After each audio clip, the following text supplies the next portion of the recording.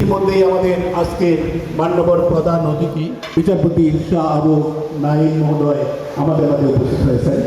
أعوذ بالله من الشيطان الرجيم بسم الله الرحمن الرحيم brigadier Hannan Shah সম্পর্কে আপনারা যারা বয়স্ক তারা সবাই জানেন। বিশেষ করে 1990 সাল থেকে তিনি সরাসরি হবে রাজনীতির সাথে সম্পৃক্ত ছিলেন। এমন তারপর ঘটনা পরে সবাই জানেন ওনার কর্মকাণ্ড। আজকের সময় আমরা তার উদ্দেশ্যে তার মেধাকে সম্মান জানানোর জন্য এইবারের পরীক্ষায় যারা মেধার পরীক্ষা দিয়েছেন তাদেরকে সম্মান জানানোর জন্য এই সভার ব্যবস্থা করা হয়েছে।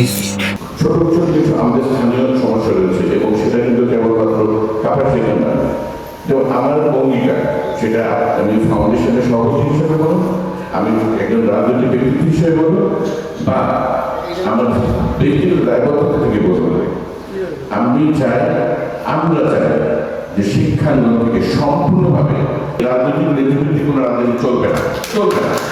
কিভাবে ছাত্রছাত্রীদের কল্যাণে, শিক্ষা ব্যবস্থার কল্যাণে আপনার রাজনীতি হবে। বিশেষ করে যে আমাদের এখানে বসা আছে আমাদের প্রিয় ছোট আমাদের শিক্ষার্থীরা যারা নাকি শত সীমাবদ্ধতার মাঝেও জিপিএ 5 পেয়ে সামনে একটি উজ্জ্বল ভবিষ্যতের দিকে এগিয়ে যাবে এবং তাদের সামনে উচ্চতর শিক্ষার জন্য তারা বিভিন্ন জায়গায় যাবে। সেটা কাপাসিয়া থেকে গাজীপুর হতে পারে, ঢাকা হতে পারে, দেশের বাইরে হতে পারে। সেক্ষেত্রে এই ফাউন্ডেশন সবসময় তাদের পাশে থাকবে ইনশাআল্লাহ।